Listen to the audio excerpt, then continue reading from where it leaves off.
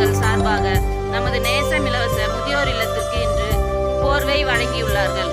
மேலும் நமக்கு உணவளித்த இவர்களின் குடும்பத்தில் உள்ளவர்களின் உடல் நலனுக்காகவும் குடும்ப அமைதி, பொருள்வள மேன்மை, தொழில்துறையில் ஏற்றம் பெற்று செழித்தோங்கவும் வாழ்வில் எல்லாம் வித சீரும் சிறப்பும் பெற்று வாழவும் மனதார இறைவனை வேண்டிக் கொள்கிறோம்.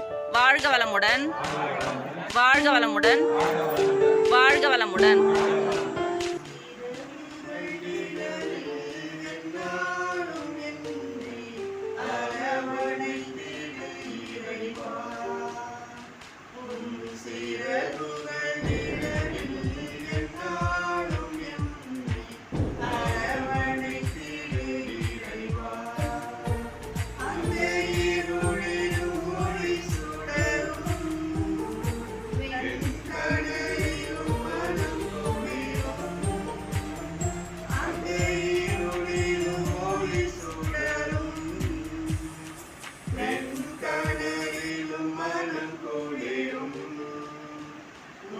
கண்களில் இமை போல் என்றாலும் என்னை காத்திடும்.